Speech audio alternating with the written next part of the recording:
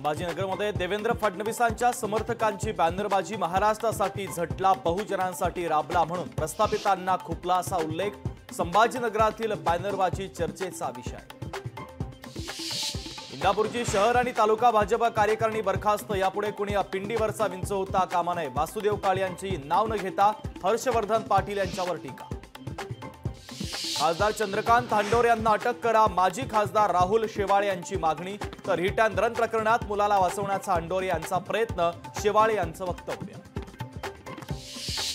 अनिल सावंतांनी व्यक्त केला उमेदवारी मिळण्याचा विश्वास। राष्ट्रवादी शरदचंद्र पवार पक्षाकडून अनिल सावंत इच्छुक। पंढरपूर मंगळवेढा विधानसभेसाठी उमेदवारी मिळण्याची शक्यता। हिंगोलीमध्ये विधानसभा निवडणुकीच्या पार्श्वभूमीवर काँग्रेसची बैठक संपन्न। बॅनरवरून माजी आमदार भाऊराव पाटील गोरेगावकर यांचा फोटो मात्र गायब। मालाडमध्ये भाजप आणि काँग्रेस कार्यकर्त्यांमध्ये जोरदार राडा। मीठ चौकी उड्डाणपुलाच्या लोकार्पणाच्या दरम्यान राडा। भाजप आणि काँग्रेसचे कार्यकर्ते आमने सामने।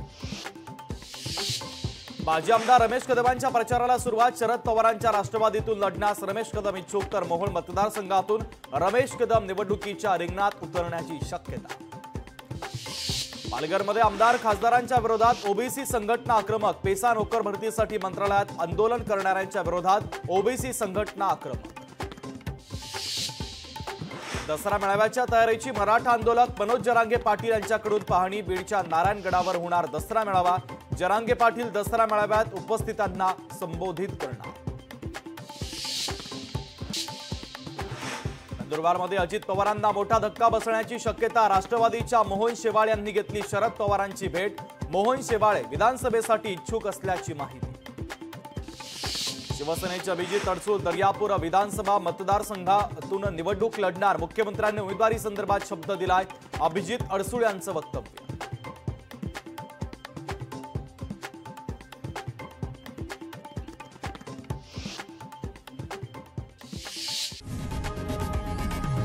लोकशाही मराठी ऐका, पहा, जागरूक रहा।